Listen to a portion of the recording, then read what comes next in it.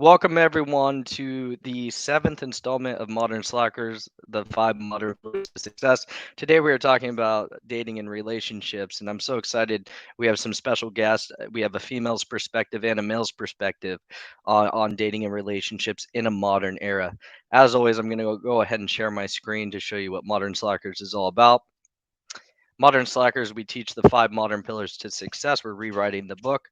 Number one is investing. Number two is physical appearance. Number three is networking. Number four is entrepreneurship, finding your niche. And this one is all about dating and relationships. And the title is How Feminism is Ruining Modern Relationships. And there's so much to dive into.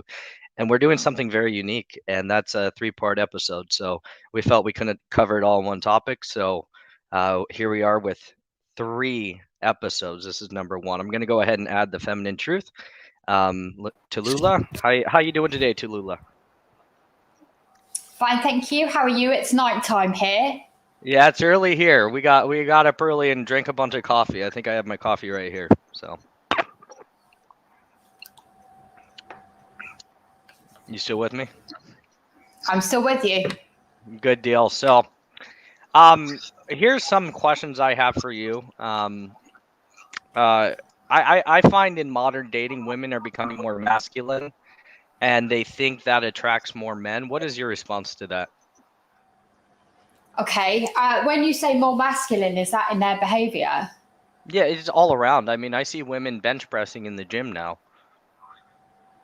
Really? Yeah, I mean, I'm not attracted to a woman that, is dominant all around. Like, I mean, sure, for playtime, it can be fun sometimes, but I'm talking about the mentality of being masculine. You're seeing women, taking on more career choices, and they're ending up lonely when they die. So to that point, I mean, women are becoming more masculine at a very high rate. So, what do you think about that?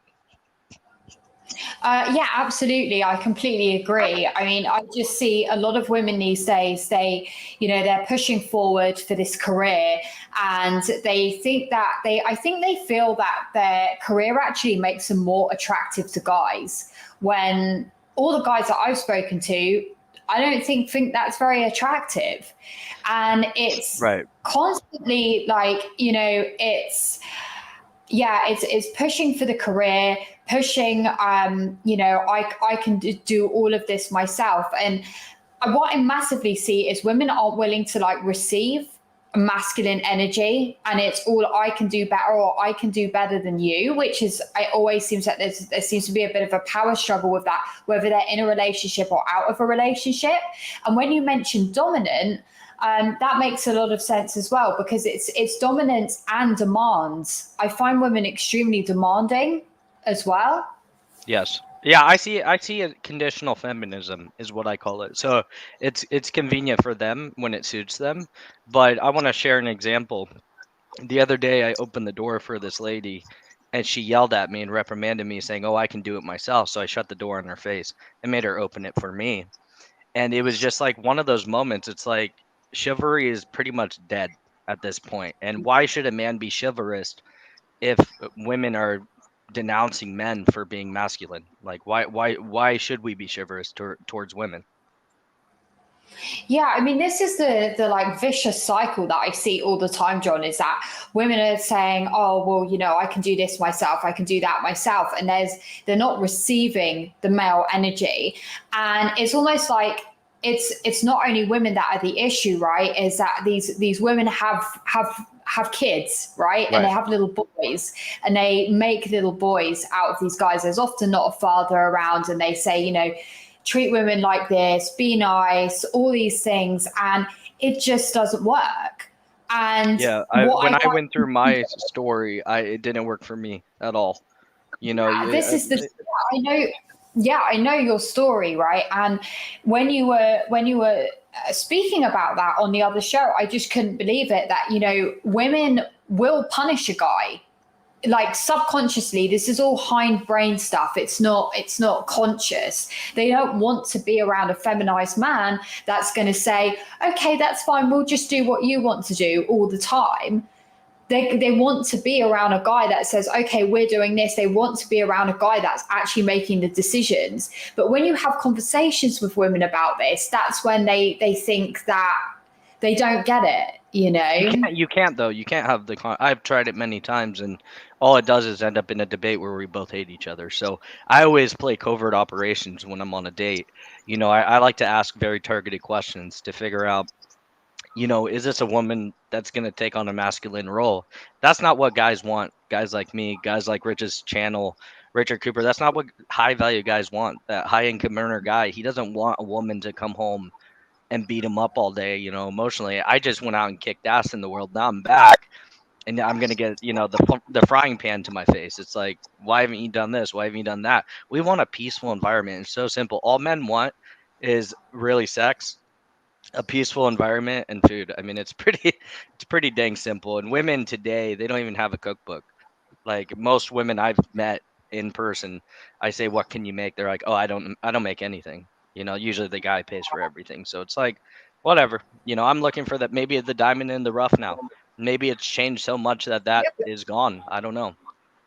John, you've just mentioned diamond in the rough, and this is what I was explaining to someone the other day. Is actually, you know, alpha males these days, masculine guys, which all these women actually want, are diamonds in the rough. There's very, very few of them, and there's getting more and more few alpha, masculine, high value, dominant men, and very few pleasant, submissive, willing to do anything for their man women.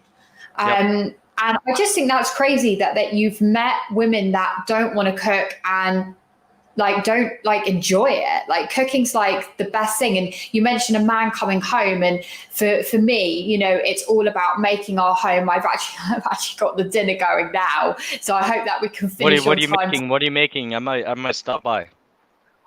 Oh, it's a salmon dish today. Oh, yeah, So I'll start swimming. I'll start swimming from the Pacific Ocean. yeah, so yeah, but you know, he wants his dinner on time.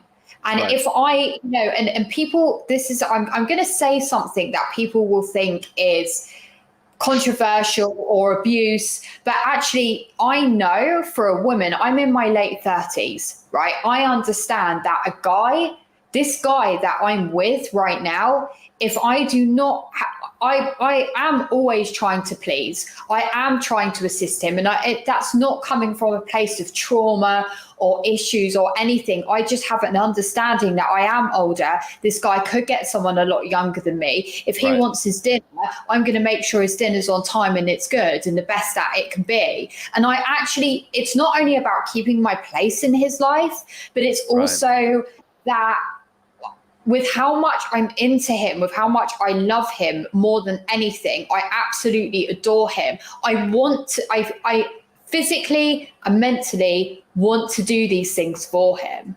I want to touch on what you just said. Like you're doing these things to keep this man, and he does have options. Now, this is what women usually kind of just go the cat route, where they get a cat, right, and they buy cat food. What made you decide to realize or wake up or, you know, understand what men actually want? Because 9 times out of 10, women have no idea, no clue what men want. Do you know what I've been really lucky, John, is that my family, my background was this. My parents, my dad loved when my mum had me. You know, she said, "Oh, should I go back to work? What should I do?" And he said, "No, I love coming home when it's a warm house and the lights are on." So I Wow. saw through, yeah. So I saw throughout my like childhood that their system worked. She took care of him, she took care of the kids. And my dad wasn't, you know, a lot more men now are more modern. They can cook for themselves, you know, they're not going to I mean, I die love of starvation. cooking. I cook. Yeah, exactly, Yeah. exactly. But you know, back then, my dad, we used to have a joke. He couldn't even like open it if he was left on his own. He wouldn't be able to open a can of tin beans on his own. My mum would do all of this for him. But they had a good marriage. He would go out, he would work so hard for his family. And all I saw was a happy marriage, and my mum making sure that he was literally fed, watered, all his clothes are washed and ironed and ready, so that basically assisting him and being in his frame all the time Let rather me than ask you her something. demanding. Do you have any friends that are doing the same thing? or are they No. taking more of the feminist approach? Uh, Because I'm my trying to best balance, is the UK and the US, are we pretty similar as far as dating strategies? I don't know because I'm not in the US. I know it's like obviously somewhere else in the West. My, I mean, I would say in the UK this is not the norm for two reasons. My best friend, she's very much like me. She has a good That's nice. relationship. She's, you know, a mom and a wife, which is great. And he goes out to work.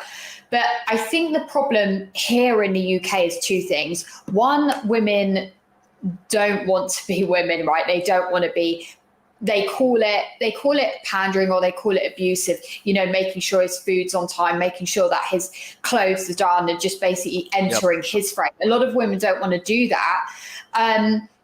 Yet the men, there's some men, you know, when I was dating, that actually don't want that, surprisingly. And I asked I asked my brother about that, and he said, I think it's because men just they don't want to take responsibility. I think Or it's they're becoming too, feminized. I think they're becoming yeah, or feminized. they're becoming feminized, yeah. And that's where they don't, I think they haven't got enough confidence in themselves to go, actually, yeah, I do want this. I can provide for a family. But what they don't understand is actually the benefits that they get out of that as well, when the woman is behaving and assisting them. It's Yeah. bizarre. I actually don't understand, John. I'm not a guy, so I wouldn't understand. Well, I'll tell you, it's definitely different on our side. We have to create to have value. So it wasn't until I grew, 60 pounds in the gym and started making money that women of a high caliber started talking to me. I was at the bottom, yeah, as you saw Rich's channel, at the very bottom. When I first met him, I listened to his podcast and was like, oh, wait, everything my parents told me was wrong about love. And I won't even call it love, just relationships in general. So, but I think men are becoming feminized. I have a friend, I'm not going to mention his name, but he has hair down to his butt and goes to the slut marches and the feminist movements, and he wonders why he can't get a girlfriend. And I'm sitting here like, well, it's because you're becoming a woman, essentially, top to bottom, and he has no masculine traits. I mean, so it's like, it's a bummer to see it. Actually, he's one of my good friends. That must be like quite upsetting for you to see, It pisses me actually. off. Absolutely. Yeah, I can imagine that being like quite hard to see that happen to your friend. I He mean, just does he rejects do he that? rejects my advice. He just rejects outsource advice. So if anyone tells him, "Hey, look, this worked for me," he says, "No, no, that's stupid." It's got to come from him. So I haven't found a way to make it make sense to him. He calls my show misogynistic. He calls Richard Cooper misogynistic. So he's just feminized to the point where if I can't give him dating advice, no one can. Even like if you were billing him $1,000 an hour, he would still not take the advice. Yeah, and this is the problem. It's the same with women, but most definitely with men. It has to come from, I think, a serious burn in their life, or Absolutely. a male they need a male mentor. Like, you know, I've had conversations with guys about this type of thing in the past. I can't help a guy. They need to be going to people like Richard Cooper for this. They need to be, or, you know, having a good father figure. Right, that's huge. And a lot of men, I didn't grow up with a father figure. I was in foster care, so all my information came from Richard Cooper. And I didn't blossom until I was 28. Once I was 28, I went through, like you said, the bottom. I had a tragedy happen. This single mommy ruined my life, but I had two choices. I could either give up, which is, or I could have coach in my ear, which was Richard Cooper, and I did exactly what he said. And in that, my finances grew, my muscles grew, my confidence grew, and everything changed around. Now I date women that literally enter my frame very soon. Like, it's just, I put it on the table at the first date, and sometimes I even make them pay on the first date. Like, I just do certain things to judge if they're going to be able to be in my frame, and if not, I kick them to the curb. I love being able to decide if I'm going to take someone out on a date, but a lot of men, they don't even get a chance to take women on dates, because they're so messed up with this fairy tale white picket fence story that they think dating is this whole romantic thing. No, no, when you're doing all this extra stuff and becoming less, she's banging someone else that's more attractive. It's just the way it is. Yeah, I mean, what with this your ex-partner, could you tell me a little bit more about that? I mean, I heard a lot on your show with Rich, but if you could just tell me a bit about that, that'd be great.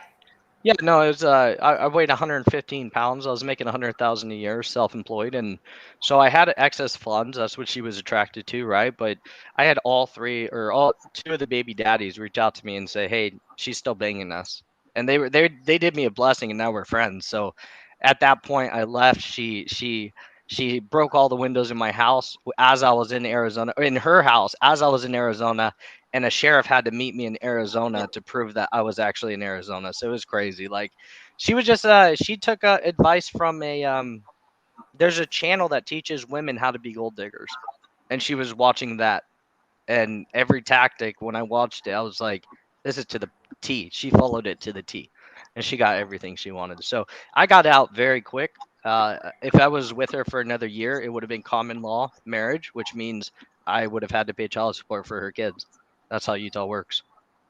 What do you mean? What is common law? What if you're not married? If you go, so she got us these promise rings that we put on our wedding fingers, and she told everyone we were engaged and married. So in court, she played her role right. In court, the court would have favored her and said you're on the hook for these kids. So I got very lucky and got in, got out, and learned my lesson. Yeah, it was that. Yeah, it sounds like the laws in America are actually quite different. Yeah, that's what Like, Richard Cooper says. He says go somewhere else. Go somewhere else. So I'm gonna pull in Menshrine right now. Let me go ahead and add him. Hey, Mr. Menshrine, Jaren, how are you? I am doing well. How are both of you? Can you I hear me love and your see me all right? I love your microphone. It sounds great. I'm gonna. Oh, good. Yeah, I'm Hey, trying to get it okay. like close to my face because it's a dynamic mic, so you have to talk like right into it. But I have a So weird setup because I'm not home. I'm at my mom's house still. I screwed up my knee, so I'm stuck in the U.S. for a little longer. yeah, dude, I Yeah, got this leg injury, so I'm kind of stuck where I am too. I'm gonna have to get surgery when I go back to Me too. Mexico. But I've already got my surgeon lined up. That's Maybe actually a girl I dated. Yeah, she's gonna hook me up. She's send me like, your hey, surgeon baby, I'll take you to info. dinner. Operate on my meniscus. so Stupid. that So So jumping in on. talking about feminine energy, that's very, very nice. She sees that I have a problem. She's like, "Hey, I'll go ahead and take care of your knee. You have to pay something for the surgery fees or whatever." But Mexico has a completely different healthcare system. They have socialized, but no one uses it because it's crap. So I'm most going people out go there. private, and it's a lot cheaper. I'm going out there to get my veneers done. Oh, nice. Yeah, let me know when you're down Yeah, there. Well, yeah, we're we'll definitely have to gonna meet hang out. on up. But yeah, go about the U.S. It is pretty bad here. So for that reason, I've always been attracted to Latin women, and I never knew why. And then now that I live in Latin America, I'm like, oh, it's precisely because culturally they embody much more feminine qualities, and it's not required. They do have like the whole machismo thing there, which I think is what sets me apart in that culture because I'm American. I grew up son of a single mom, all that stuff, did the whole beta thing, did the supplication of women in my relationships, and never had the quality of relationships I liked. And I never quite knew why. But now that I'm further along in my transformation and I do have the relationships I like, I date amazing women. And not only the women I date, but for example, collaborations like Feminine Truth, you reached out and I've had other women reach out saying like, hey, you seem like you get it. I'm like, okay, well, I think I do. I don't know if I do or not, but I always say I have two eyes connected to a brain. So I just walk around my reality and look at the world and see how it responds to me. And the way it responds to me in terms of dating, I am dating very feminine women that I really enjoy having relationships with. So that tells me that I'm doing something right. You're doing something For absolutely right. but for me, I had to come into my masculine, and that's not like I always make a distinction. Masculine isn't the whole like, oh, alpha versus beta or like the machismo bravado. When I posted the invite for this on my personal account, you saw I got shadow banned and I So had did girls I. reporting I me and got I stuff. lost And all my women followers. I only lost like 10 and then I got like 20 more because Rich always shouts me out and I get like 1,000 followers a week. Rich blocked me. Whatever. It doesn't But matter.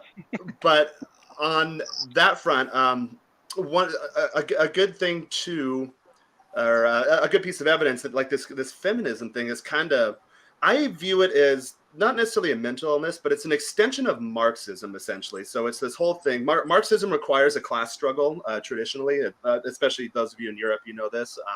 We spent the entire last century proving that Marxist, communist, socialist philosophy does not work.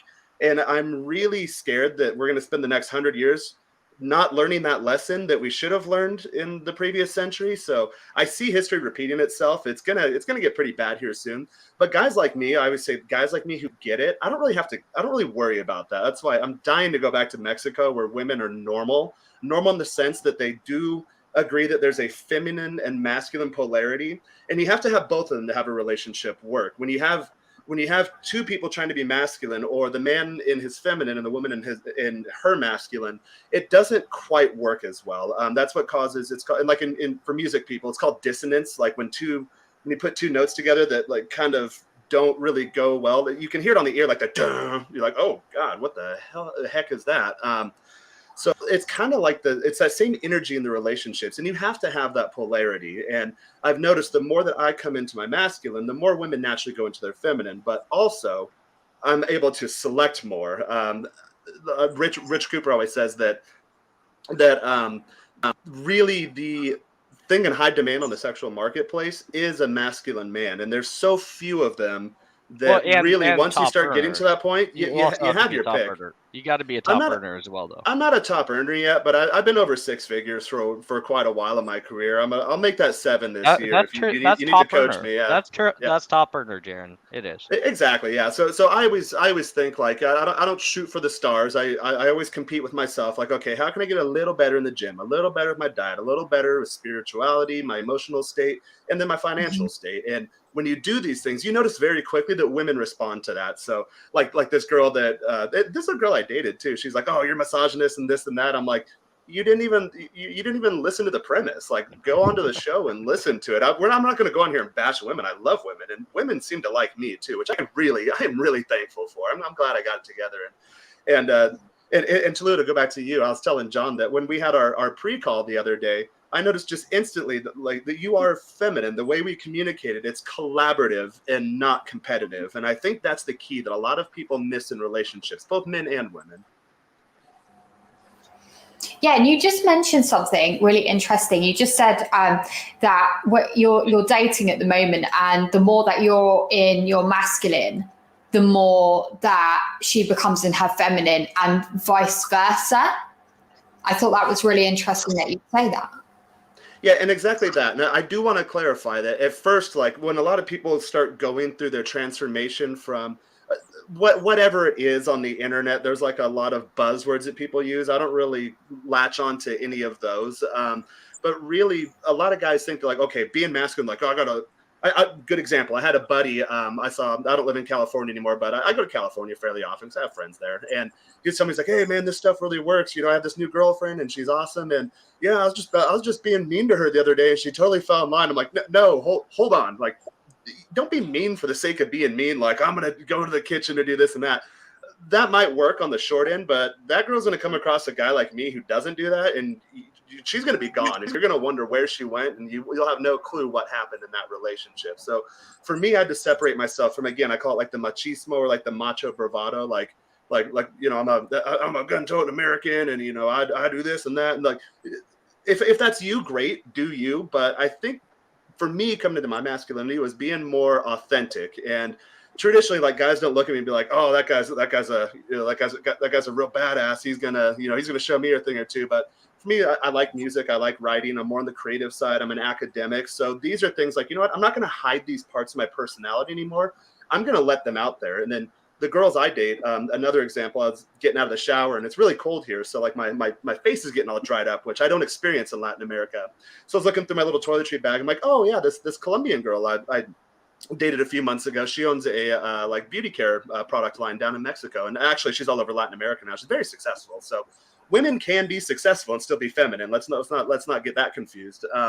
But she, I think I was saying like, oh yeah, I get like dry stuff here in the middle of my eyes. And one day I didn't even ask her. She came over and gave me like, before I came home for Christmas, she gave me like a nice little gift pack of like skincare products and things like that. She's like, hey, that'll probably help you out. And I'm like, that's a nice little, in Spanish they call it detallista, which is like do the details, is what they tell women. So it's nice to have gifts from women. So that was very detallista. The first time I received a gift from a girl was a Seahawks water bottle. I'm a big Seahawks fan, and it was the most. I've never received a gift from a girl, because it was always me gifting the girls.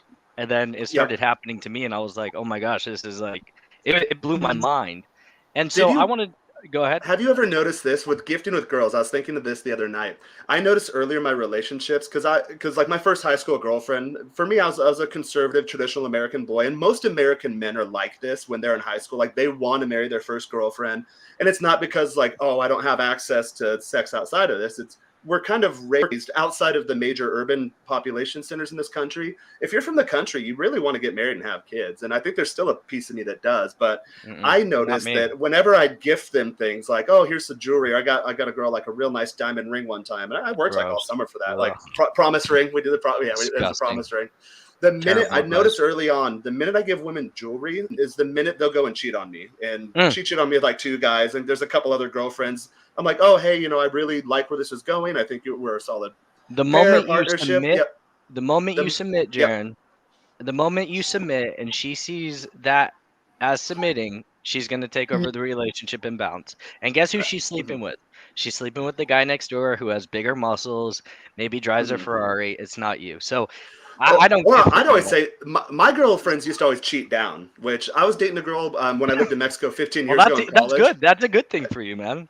But there was a time like I was dating a girl like 15 years ago, and I was at Mexico in college in Mexico. I played baseball down there, and she left me. She's a beautiful Brazilian girl. She left me for a professional soccer player. I'm like, well, all right, it kind of sucks, but like I get it, Like I'm 19 and I'm broke as a joke, and a foreign guy who's overstaying his stupid student visa. Like I get it. Like what am I going to offer this girl? Like okay, but it's when they cheat down. I'm like, really? Like this guy's absolute trash. No, like, that's good. It's a good thing for you. So I have some rapid fire questions. I'm gonna put. How do I put her at the top? Because I want to start with her. There we go. Then feminine truth, Tallulah. What we'll do is you'll answer, then I'll send it to Jaren, or you guys can collab on these questions. So I did some research. The source is U.S. News Study: 5 ways that feminism has ruined modern dating. Number 1 is it hurts marriage. Women want to wait till they can keep their identities longer, and men are finding easy sex, taking a big reason for a marriage. That doesn't make any sense. So I'm just going to condense that to feminism is hurting marriage. What is your response to that? Are we starting with Tallulah? Yeah. And then I'll make the screen bigger for you. Okay. Got your back.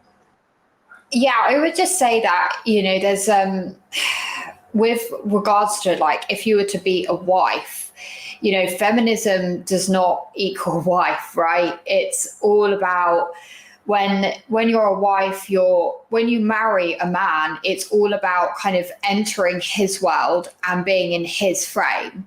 It's not about like, I know like this sounds like quite bad, but I think it's actually always bad to be an equal to your partner. I think that the guy should always be like the better one, because the minute the woman. Explain more about that. Explain some more about that. Okay, yeah, because the minute like the woman is like the more like better one or whatever, she's going to lose interest and respect in the guy. And if, but like 100%, that's like there's no doubts there. But it's also that when like the actual fact of marriage that you take your husband's surname, which unfortunately, here in the UK, a lot of women aren't doing, right? And I personally think that's a subconscious thing that women don't have enough respect for this guy. They're just marrying him because it's the done thing to do. They want the day, they want the wedding day. I'm married, whatever. It doesn't last. Marriages here in England don't last long, unfortunately. They don't last here either. So yeah, it's really bad. Like, a lot of my friends at the moment are actually getting divorces already. Like, it's crazy. But, it's you take his surname for a reason, because and it's also this is slightly backtracking on it. But personally, for me, until I was in a relationship, I lived with my parents. I lived with my parents until like much later on in my life, like late 20s, early 30s. I was still with my parents, and I always wanted it to be that way, because I was never interested in like what you guys call hot girl summers, or living with loads of people and there just being craziness in a house and being around loads of men. And I knew that, like, I was learning from my mom constantly. I knew that my value as a woman, if anyone sort of judged, oh, you still live with your mum in your late 20s, okay, that's fine, but I'm not judged the same as a man. A man living with his mum in his late 20s is very different to a female, right? So I wasn't bothered about that. And I was learning from her. I was learning from family members. I was safe here. And it allowed me to integrate when I did move out with my partner and his program a lot more, because I wasn't like, oh, I'm just going to live on my own. I'm just going to go and do what I want to do. Like, I wasn't set in my ways. Do you know what I mean? Yeah. So basically, I think you're like all ready for marriage. I'm not married, but you are more ready for marriage when you have not done all this crazy stuff before, and also that you're ready to almost serve and assist him, as well as getting an incredible life for yourself and having respect for a man that will provide for you. Right. Because the more the feminine you are, the more time and space and peace, you've mentioned peace, he has to go out there and do things and create things and earn money and be able to look after him and his family, whether that be children or just the wife, whatever. And it's very much like, you know, Jared was saying, you know, I'm a creator. I'm, you know, I've seen his Instagram. He's into music and everything like that. And I know for a fact how hard that music business is for guys, right? It's like becoming an author. It is really, really hard business. And you don't have time to be wasting. You don't have time to be fighting with someone. All you want to do is just get in that studio and just get on with it. And if someone can bring you the family doing that, then great. let me ask you something. If you could sum it up into one sentence, how is feminism ruining marriages today? Like an imbalance. I like that. Let's talk about that. What do you mean by imbalance? An imbalance of like energies. Like a woman's energy is actually really powerful, right? It should be like it brings the best out of men. I always say a feminine energy is a force multiplier for men, because I feel it when I'm around feminine women. I'm like, whoa, like it brings the best out of me. Yep. I would say that women are like water, right? And like, my God, look at tsunamis, right? Like, we're like water, like you can throw pebbles, whatever, and we'll just keep going. Oh, that just went in. Oh, okay. Yeah, we'll just, you know, slip into whatever there is and we still keep moving. But then like a man's energy is a very sort of powerful forward moving energy. I always say this about masculine energy. It's forward moving like crazy. And when they're like, for example, when a husband is fully in his masculine, he almost creates something like a container, right? And when I say a container, it's like taking full ownership for a woman and himself and his children. And that's like, it's like a container, like a plastic container. He is protecting and he's providing. We will protect you. Absolutely. We are designed to protect, right? We're designed to build and protect. And I tried to get in this conversation with this feminist woman the other day. We went on a date and it was just a very combative, you know, back and forth, and she had blue hair, the whole 9 yards. And I was telling her, like, you know, if someone walks in the house, I got this from Fresh and Fit. If someone walks in the house, you know, and with a gun, I'm just going to be like, nah, I'm good. It's your turn. You go take care of it. Right. And women are like, no, that's not fair. It's like, but you just said that we wanted equality. That's equality. Yeah. So. But you don't cook. So, yeah, but you don't like, cook, you don't do anything. We don't do gender roles. If I hold You get mad if I hold the door open for you. Like, come on now. Like, it just makes no sense.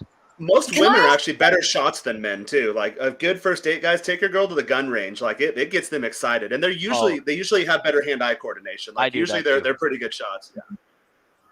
Can I ask a question to you two? Because you guys have obviously, you know, you guys have both had like a huge transformation. You're massively in. I don't know what to call it, but you're within a group, a very small set minority of people that are working on themselves to keep hold of their masculine energy, to keep hold of their feminine energy. Do you find that when you guys go out on dates, that this topic often comes up in conversation, right? Because you're obviously very immersed in it. And what happens when it does? I'll answer this. So Jaren knows my dating history. I pretty much what I do is I go for the kill shots. Like I tell him straight up out the door, like, hey, we're fucking tonight. Excuse my language. Like, and so the people that I do meet up with, I try not to have these conversations with. Basically, I tell them, hey, it's going to be an open relationship until I get to know you better. If you're cool with that, great. If not, I'll pay the bill and we walk away.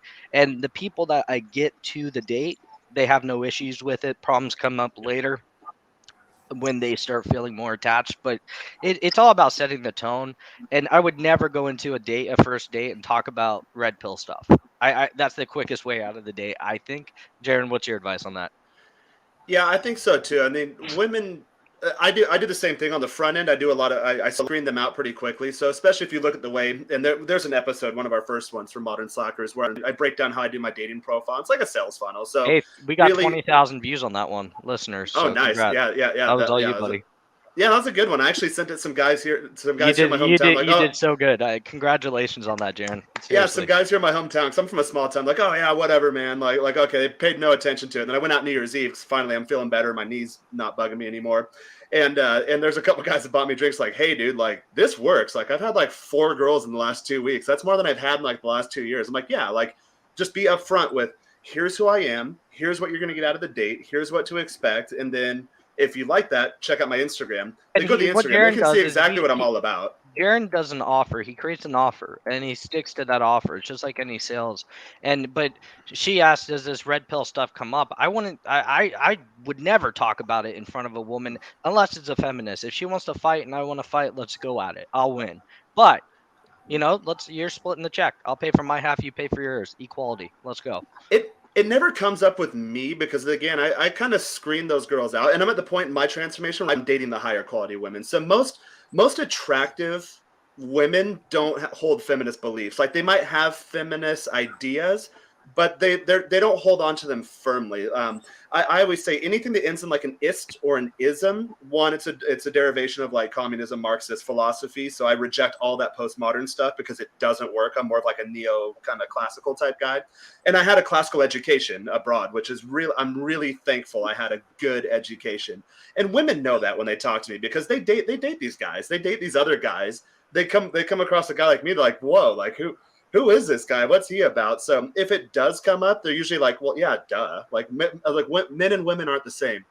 Okay, yeah. Like we learned that in kindergarten. Like boys have peepees and girls have the JJs. Like everyone knows that when you're 5 years old. Like I grew up on a farm. I figured that out pretty quick looking at the animals. Like there's no mystery there. So most girls are like, yeah, dude. Like duh. Like what are you talking about? But, any other questions that you had? One thing I was going to mention too, the only pushback I get in this space around these topics, yeah, like you'll have girls that'll out themselves and be like, "Oh my God, you're a misogynist." Well, that lets me know that they're following that religion of feminism or the isms in general. Like if there's one ism, there's other isms. So like there'll be like the veganism or whatever. They all fall in a broad category of like kind of extremism, and it's a replacement for more kind of traditional religions. We can get into that in a different topic. That's a whole thesis. I'm gonna clip what you just said, and we're gonna create a whole show around that. The isms. Yeah, it is religion. Yeah, isms are religions. So you have to be careful with any people that fall into those ideologies because again, I use 2 eyes and I connect it to my brain. And these people don't do that. They're unable to look at things objectively or even step outside of themselves and then look at themselves from a third party or like an observer no one type wants role. to do that. It takes work, right? It's dressed up in overalls. It doesn't take work, actually. For me, it's fun. Like I love it too. I like looking in the mirror and competing with myself. Like when I screw up, I'm like, all right, I'll be laying in bed, and then I'm like, okay, let's pretend I'm a fly on the wall. Or I use the example. Let's pretend we're space aliens that come across this planet called Earth, and we're looking down, and we like Google Maps, like we zoom into Jaren Scott. What happened in that situation? How could that have gone better? What could he have done? And then if you look at yourself from an outside third party observer role, yeah, you can get yourself together. Any successful entrepreneur will do that. Yeah, I've never met a billionaire. I've met 3 now, and they've all said the same thing, Jaren. Oh, good. Well, I'm on the right path. No, you're definitely on the right Yeah, path. right. If you can't take accountability for your own mistakes, you shouldn't be in this space. You shouldn't be in any business. You shouldn't be leading people. You shouldn't have an Instagram following. Like I Well, mean, if you people won't follow you. They'll be like, oh, I mean, people kind of know, like they don't know, I think, from their like prefrontal cortex or logically, but they can sense it. They're like, hey, there's something wrong with this guy. Like when you're walking down the street and there's like a crazy homeless person, like, you know, with a bottle of urine, waving it at cars and yelling at the air, like you kind of know, like, oh, stay away from that person. Like okay, there's something wrong with them. I want to get back on track to this Yeah, let's do it. U.S. news study, 5 ways that feminism has ruined dating. The second one is 80% of marriages are initiated by women. How is feminism contributing to that? Divorces initiated. Cholula, why don't you start? Did you say that it's contributing to divorce? Yeah, so 80% of marriages are initiated by women. This is a stat. How the much ending of that? Of the marriage. What makes you think? How much of that do you think is feminism? What, that they're initiating the marriage? Yeah, I'm not saying feminists are, but how many of that 80% of women do you think is caused by feminism? They're initiating the ending of the marriage, correct? They're initiating the divorce, or they're initiating like the divorce. Yeah, because I think men still initiate the marriage, like, oh, they get down on one knee and propose. No, this is 80% of divorces are filed by women. Gotcha. And how much is that contributed to by feminism?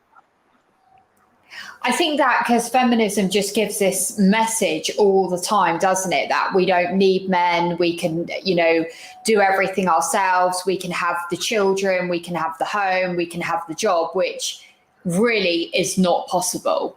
It's not possible. I've had plenty of girlfriends that have done this, and then they come around to me and they're like, I can't cope. And then every you start single getting mom I've talked to, they say they're out of their limits. Like they feel so exhausted 24/7. You need a man and a male role model to hold down the fort, right? To go out there, make the money, to bring the bread home. The wife's gonna cook it, and the kids are gonna have a happy life. That is science. These are data points that you can't take away. And feminism is saying that's all wrong. Yeah, and then it's. I grew up in a household like that. Yeah, I can attest to that. And my mom and I talk about this all the damn time. She's like, yeah, she's like, I was like, hey, what was our childhood like? She's like, well, there's 4 little kids, and like we were all in sports, we were all academics, we all had extracurriculars, and I remember like she was just a glorified chauffeur, and she got to the point now, like I told you the day, is like, hey, you're the happiest I've ever seen you. She has a boyfriend. She's been with him long term. They're both retired. Like they're both super successful, and they just travel the world together. Because the minute all 4 of us, we were similar in age. The minute we got out of the house, well, she was used to working, like that energy of like, oh my God, go, no time for me. Well, she applied that to her business and became very successful very fast and retired early. So she married. She's not there. I don't think they're gonna get married, but she's with a guy now who's super successful. They just travel the world and have a great time. Like of anyone I know in their golden years or their later years, like my mom's killing it. Like she got it right. But when I was going through my transformation, I remember she and I got into these topics at a time. I'm like, hey, like we're out of the house. Like, do you want to like maybe start getting rid of some of these ideas that like men are crap? And there's a point. I think we were talking one time, and then she went on like a tirade, like, oh, your damn dad or something like that. I'm like, hey, you guys been divorced for like 20 years. Like, got to get over it. Like, dad's remarried and like he has a new family. It wasn't 100% his fault. Like, you have to get this. And then I think once she didn't talk to me for actually a few months. And then after we started, we had a tragedy in the family too. Like my brother, he was a wounded vet, so he was in a coma for like 3 months. So we spent a lot of time together in a hospital room, really hashing out these family issues. And we came to a conclusion that we're going to rewrite the story for the next generations. And my entire extended family is on board. And I come from a family of all my mom's. She doesn't have any blood brothers. They're all sisters, and they're all super smart too, which is a problem because smart women can buy into the feminist belief. Like, yeah, my career is important because they have like super high IQs. Like one of my aunts worked in the USSR for like 30 years as, I'm assuming, a spy. I don't know, but she was in academia and then she works for the US government now and like the nuclear, like defense and stuff. So smart women. So I can see why these ideas are attractive to them, and they latch onto them, especially in the U.S. university system. I'm assuming it's roughly the same in the UK too. It's where you're exposed to these things. And again, I was really lucky that I didn't go to university undergrad in the U.S. I did my master's here, but that was more professional, so there's no time or place for any of that stuff. But I've noticed with people in my life that once they once they take a look at, okay, here's all of my ideas that make up what is my ideology, and you start taking things like, okay, does this idea of all men are bad, or I am unhappy because your dad and I got divorced 25 years ago, does this idea serve me? Well, no, maybe not. So let's get rid of that. Let's put in a new one that, like, you know what, not all men are bad, and I need to bring something to the table. And I remember when she was like going on her first dates or whatever, she's like, what do I wear? What do I do? What do I talk about? I was like, don't do anything. Just show up and look hot. That's all you have to do. Be pleasant, Men are laugh at his simple. jokes, We are and so let simple. him take the lead. And immediately she came back. She's like, oh my God, Tulila, you and I talked about this on Saturday when you talked about your guy.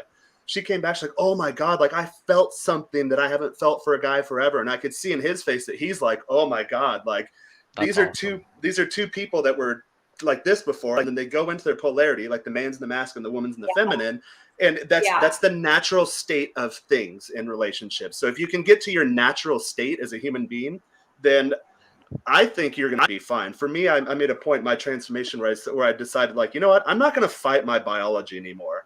Like, it is nice being fit, it is nice being muscular, it is nice being masculine, and it is nice saying to women, like, I like beautiful women and I like being with beautiful women. I'm not going to fight my biology. And the minute you give into your biology, then other things in your body and like your being starts to come together, which is really cool. And you don't want to swap your partner roles. will see it. You Yeah, don't your partner want to will swap see roles. it too. I see so many times where the man is rearing the children and the woman is out working, and then they get divorces. You take Adele had the same example. My parents did that. My mom, super smart, super successful, like just leaps and bounds ahead of my dad. Not that he was an idiot, but she was exceptional because she has a high IQ, and that caused fragmentation in the marriage. And she's like, so well, let me ask you this, Jaren. what the hell? He's saying, yeah. This statement came up, the one that's quoted below. In one sentence, how would you answer that statement? 80% of marriages are initiated. I'm sorry, we'll say divorces are initiated by women. How is feminism contributing to that? I think it's contributing because I think women are getting mixed messages. So they still follow the same playbook that men do. Like, oh, we got to get married and have kids and settle down, white picket fence, American dream, 2 cars in the garage, all that stuff. So they still hold on to those time-honored beliefs, but feminism removes the tools of how to actually achieve that. With, again, the whole ideology like, oh, I don't need a man, or I don't need a man, or again, seeing men as competition rather than a collaborative partner in bringing the next generation to life and having them essentially carry on your legacy. Have you ever dated someone that competed with you? I have, but not for long. Was it fun? No, of course not. Like, it was a waste of time. You're anxious all the time. So going back to energy, like how do you feel when you're around people like that? Like combative people. And like, you guys know men, this, like podcasting, when someone argues with you all the damn time, you're like, hey, what have we been doing? Like, I don't want to talk to you. Girl or guy. In business, I get very combativeness. That's how business goes. And, when I'm dealing with a venture capital firm and I'm on the other side, they're attacking me. That's their job, right? They're asking tough questions.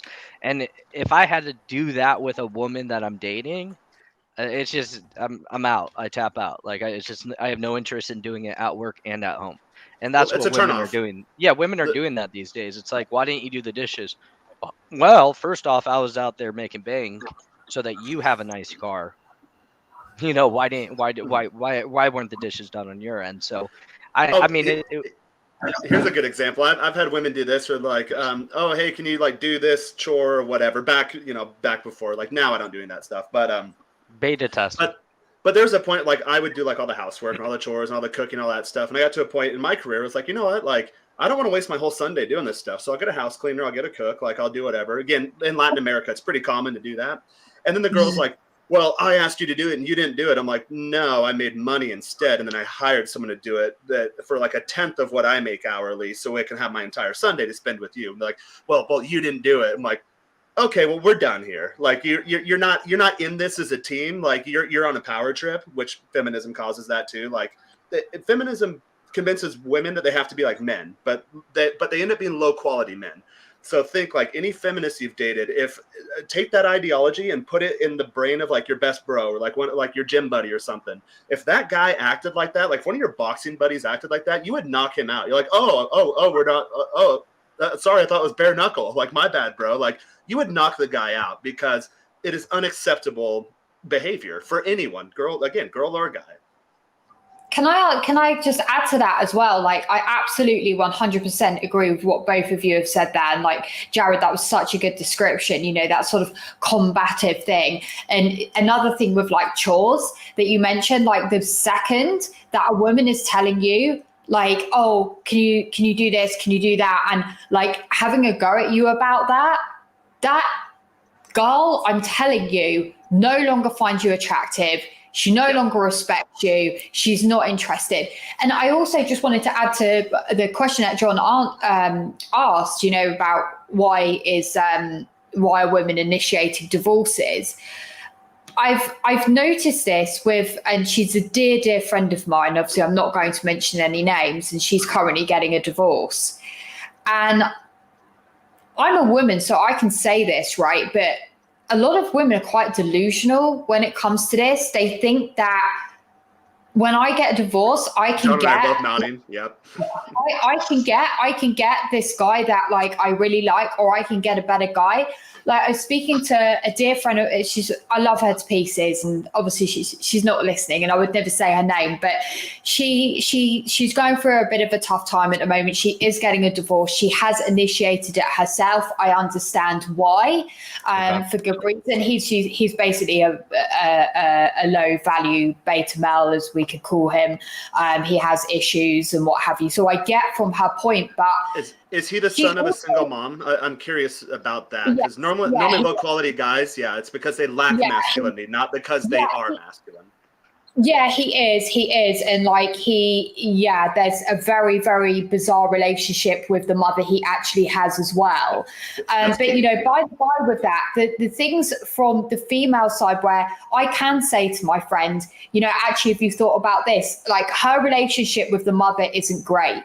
Okay. And I think this is really, really strange that in my relationships, I understand that woman is always, no matter how horrible or bad she is, she's always going to be above me. And I respect that. And I want to be involved with my partner's mum. That's another thing. I want to be involved with them. But it's also the delusional thing that, like, my friends this particular friend is she's a little bit younger than me, but she's in her 30s. And she turned around to me and said, I want someone who just loves me for me. And I was just thinking, right, okay. Like, what does that even mean? I mean, what does that even mean? Like, you don't want to have this guy's kids. You want him, he needs to support my, she works in a very feminine career, very, very feminine role. Sure. But, well, that's where you know, she's from. Yeah, maybe, but it's more like it's a feminine energy role, right? And she's really great at it. It involves helping people, but he needs to support me in my career. He needs to do this. He needs to help me around the house. And, you know, I just want someone to love me for me. And I thought I cannot go. Usually I do go off on a one with my friends, but I thought, no, she's going through a hard time. I'm not going to say anything. Just save your energy for tonight on the podcast. But, you know, just don't say anything, because it's just deaf ears. But, you know, I've said to her, you are not getting any younger. If you want to have kids, it needs to be now. Like, women are delusional. They think they can have kids much later in life. Like, I'm in my late 30s. I'm aware that if I don't have a child within, say, the next year, I don't want to have kids in my 40s. I really pray that. You have to be careful too, because my sister, when she was getting into her late 20s, like, she's like, hey, I want to get married. I'm like, you got to do it now. Like, you can't wait. If you want to have a ton of kids, like, you can't wait till you're 40 unless you want complications. Let's just say you can't. And I hope that doesn't happen to me. It may happen to me. Obviously, I wouldn't ever, you know, get rid of a child, but I hope it doesn't, because I don't want to be an older mother. I think you're on the right track. You're on the right track. I'd be surprised if in the next couple of years you're popping out a baby or two. So I got faith in you.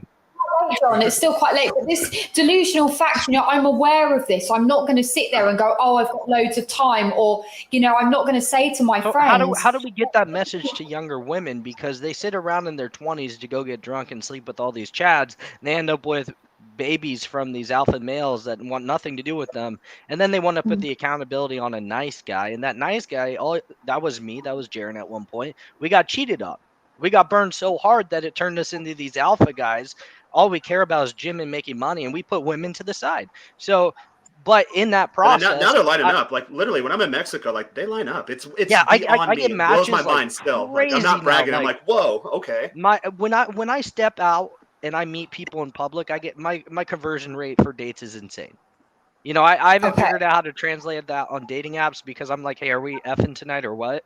Like, and I get blocked. I mean, I just go for the shoot to kill. Jaren, on the last episode, we showed you I think it's because a lot of guys do that. So, like again, like marketing sales, you got to set yourself. You have to have a unique offer, like a unique value proposition. So, and yeah, you always have your offer.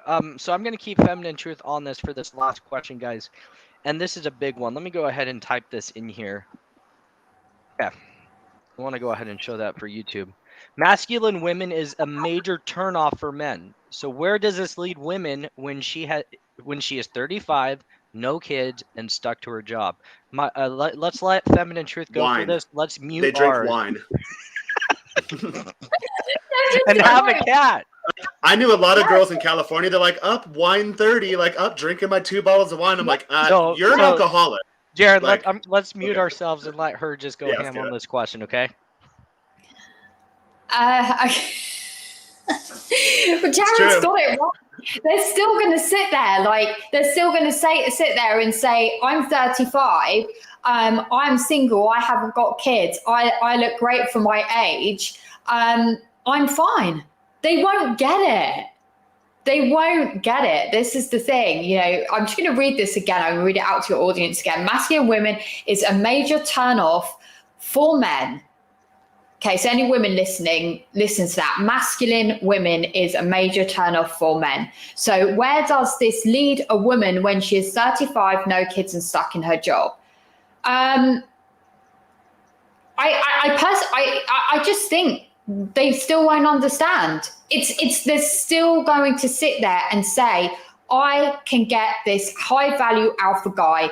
I deserve that. They're going to have they're going to have all their friends say, you look really great. You look fantastic. You're the prize. And I don't think women are getting this, right? When our grandmothers, our grandmothers would be around the same age. Yeah, My grandmother understood, right? She was a very good looking woman, but she understood that she was a dressmaker, okay, in East London somewhere.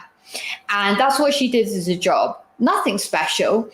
And she almost trained herself to be feminine, to be well-spoken, because when she met my granddad, and you'll hear this a lot on films like Gatsby and things like this, it's the mother will say, come on, girls, we've got officers coming tonight. We need to make you look good. The officers are here. The stockbrokers are here. These guys are the prize. And this is how it's still, like, high value men are still the prize. And this is how it should be. But now there would never be a message, 35, no kids.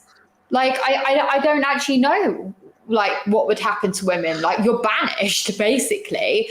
But, I can sit there. I'm over this age. I don't have children. Yes, I am in a relationship, but I'm well aware I have to hang in there.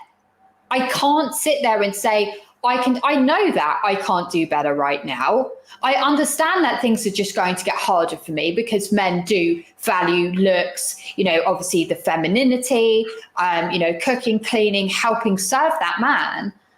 And I personally agree with you, Jared. They still won't understand. They just won't get it.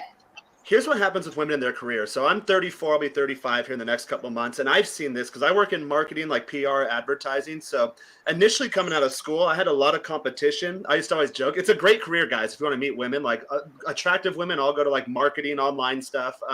Because again, it's one of those areas where a lot of it's networking type roles, and women are good at that. They're naturally good at that. But I've noticed in my career, especially as I've moved up, getting into I've worked in like finance and tech startups and stuff like that. So in finance, there's a lot of attractive women, but the ones that are feminine, they'll come in as like a secretary or like a data analyst or like sales associate or something. before they're 30, they end up marrying. This last firm I worked at, like all the young attractive women married like the partners in the firm or clients whose funds we sold on our platform. They were out of there. And I noticed this very quickly because in my career, I really struggled. Like I lived in California too. That doesn't help. So I'd have multiple jobs to like just enjoy the lifestyle, which I did. I did that successfully. But at 30, I noticed really quickly that half of the women, probably more, that all of a sudden they either married out to one of the rich guys. So like a girl who's like my social media associate, she married like the Argentine diplomat. Like, okay, well, she's not going to listen to me anymore at work. So like I kept her on part-time for the connections, which fantastic thing to do, guys. If you're in a managerial role and, you know, your younger female employees marry like a foreign diplomat, then yeah, you know, make that work. So either they do that or they get stuck. So there's a point like women always say like the pay gap or whatever, but I've noticed like a lot of women don't work all weekend long. A lot of women, like I live out of a duffel bag. Someone's like, hey, we need you to go to Central America to a dangerous country to like get this system on track. Okay, when do you need me there? A lot of women don't do that. So at 30, I started pulling away in my career. Now I've noticed at like mid 30s that there are women at my level and they're very successful. In fact, I work with them on a daily basis. We have a great professional relationship, but there is no polarity. And I treat women very professionally, especially in the professional place. So I'm not going to hit on them. I'm not going to pick them up. And even then, I'm getting at the age now where the younger women, like the 18, 19, 20-year-olds, like the interns are like, hey boss, like what's going on? Who are you seeing? Like we go to the company parties and they want to be with me.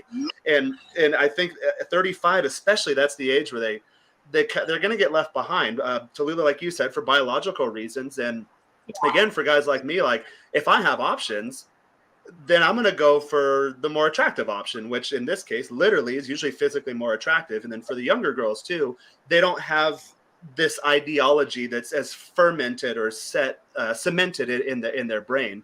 And then as the younger girls do have this ideology, they have bad experience after bad experience after bad experience. It just solidifies it. And it's the same thing that happens to guys too. Like beta guys, like, oh, all women cheat on me, all women, ergo all women are crap. I'm like, well, that's an invalid argument. You're doing something wrong, and you fail to see, again, stepping outside of yourself, looking back, that you're the problem guy. It's the same thing for women. And I feel bad, especially about my age. It's not a joke. Like all of them like, oh, wine 30, let's go drink wine. I'm like, I don't drink. Like I used to drink a lot when I was beta, and that was one of the problems. So I stopped doing that. Okay, so guys, we're at the 1 hour mark. I want to go ahead and do, especially for you, Tallulah, can you spell out the best way people can find you? This is all going to be all of our listeners on the Apple podcast. As Richard said, YouTube won't pick up for a couple years. So if you could spell out the best ways for them to get a hold of you, or DM you and ask you questions, that'd be great. Yeah, sure. Definitely bring those questions or any ideas that you have. So my YouTube channel is The Feminine Truth. That's The Feminine Truth. If you just type that into YouTube, you can find my channel there. And my Instagram, which I've just started, is at the Feminine Truth, all one word. That's at The Feminine Truth, all one word. And likewise for me, you can find me in all these things. So the best place to probably go is my website, Menshrine, M-E-N, like Menshrine, S-H-R-I-N-E. Again, that's MENSHRINE.com. So there you'll have access. You'll see there's like social media links to go to YouTube or whatnot. But same thing, it's all one word. If you go to YouTube, type in Menshrine, you'll find me. Be sure to follow me, subscribe to whatever, like any videos, set the notification bell because we're going to be doing a lot more of these. Yeah, there we go. And then also on Instagram, I'm on Instagram a lot. I use that as my primary communication method. I do have 2 separate accounts. So for anything like dating, like fitness, male improvement type related stuff, that's at Menshrine on Instagram.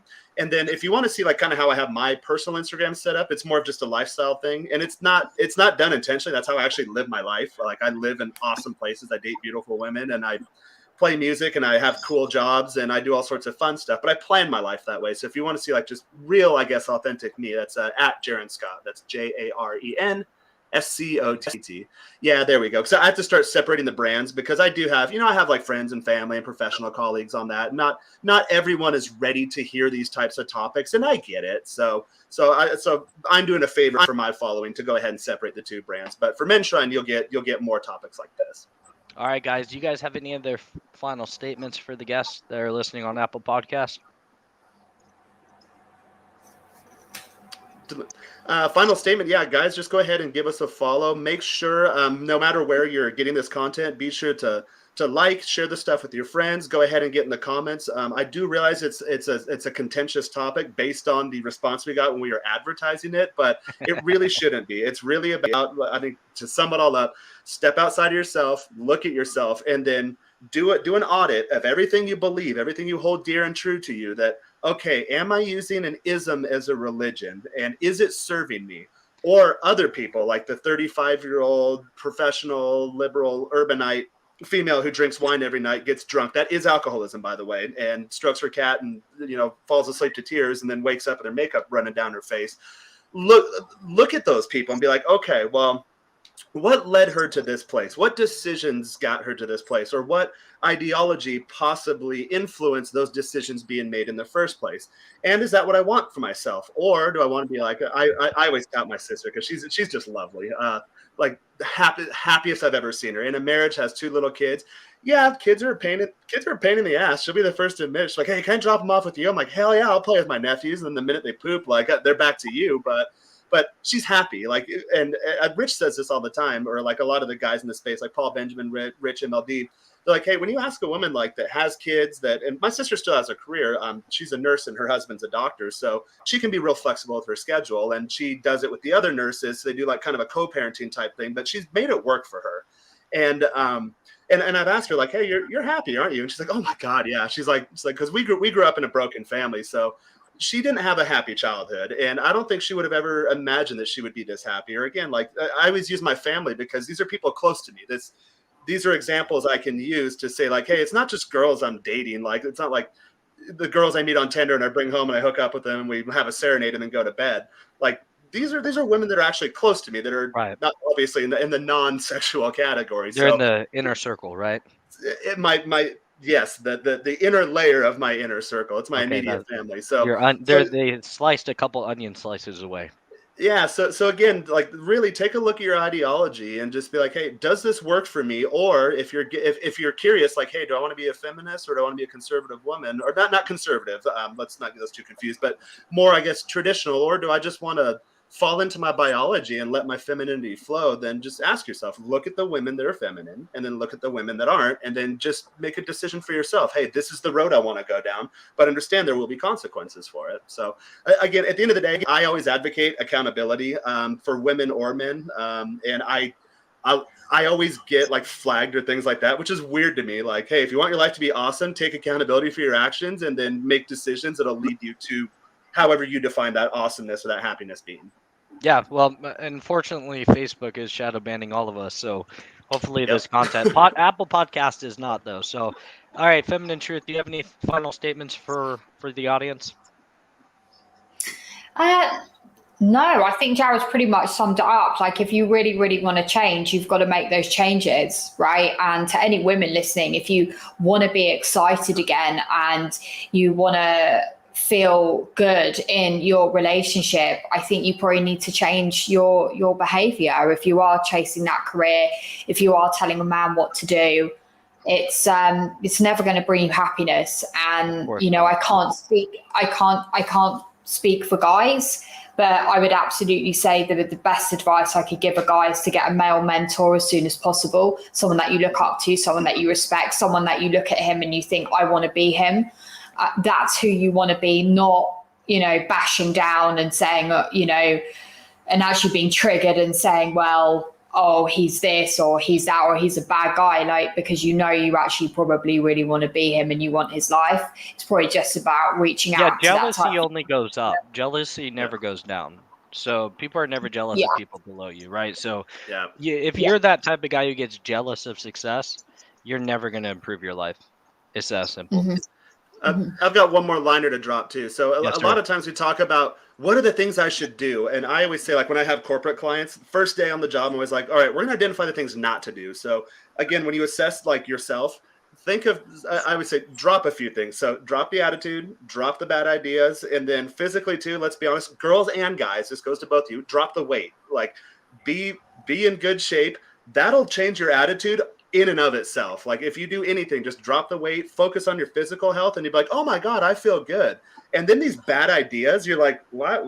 Like when I have this idea in my head, it makes me not feel good. So let's get rid of it and put something else in there. So drop the attitude, drop the ideology, drop the weight. And especially for those who are like, okay, I don't like my dating life. All of my relationships are crap. Again, girls and guys, girls like, oh, all men are assholes, or guys like, oh, all women are easy, they're unfaithful, they're whatever. Like, okay, well, it's you're the common denominator there. So rather than focus on things that other people should do, again, it all comes back to personal accountability.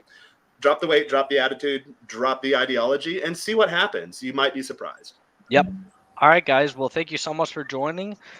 This is going to be a 3-part segment, so I'll go ahead and end the show on that. And Feminine Truth, we'll reach out to you for the next episode. We'll try to make it probably same time next week if that works for you. But again, we'll do all this in private chat. So, Jaren, thank you so much for stepping on. Feminine Truth, you're a rock star. We can't wait to see more of you. And we'll see you again next week, yeah? Yep. Like and share, guys. We appreciate having you. I'll make sure to do an ending. Alrighty. Oh yeah, that's right. Yeah, you always do that. I always do that. I do the channel sponsorships at the end. I'm trying to practice because I'm launching my own thing later tonight. Dude, so I'm like, all right, I got to get back in radio mode. Connect with me, and there's some tips and tricks of StreamYard that I figured out. Oh, cool. Yeah, I'll give you a call. I'll give you a call after this. I think I have a call here in a bit, like sales call, but I'll give you a call. So do I. All right, cool. Yeah. All right, guys. Thank you so much for joining Feminine Truth. Thank you so much. All right, guys, that is incredible. So this is our first controversial topic. We split this up into 3 segments because there's just too much to dive into, right? You heard from Feminine Truth today. You heard from Menshrine. The biggest thing, guys, is men want submissive women, and women don't want to be submissive. They want to be masculine. So we're seeing why we have this high divorce rate. Well, I wonder why. It's because the traditional way of doing things isn't working anymore. That's why we're the modern slackers. And having the dating advice of this, it just adds to the other pillar of success. Now, I do got to pay the bills, and our channel sponsor again is Lux MMA, taking amateur fighters and bringing them to the next level with UFC style promotions. Very excited for that project. To go as far as what Jaren said about physical appearance, guys, if you don't look in the mirror, this is for men only and women, I guess. If you don't look in the mirror and see a champion, you're happy in your own skin, you're kind of going to be bottlenecked and not be able to improve in the other areas of your life. So I take physical appearance and put it as number 1. And the moment I changed my body structure, the more attention I got, the more money I made, and the more opportunities arise. Now, I'm not saying there's a real correlation there or there's any science to prove it, but that's exactly what happened to me. And then I do believe that Feminine Truth said something that was very important. I guess I missed that. But anyways, thank you guys so much for joining. To all the slackers out there, please like and subscribe to this channel. And we'll see you next week. Thank you so much.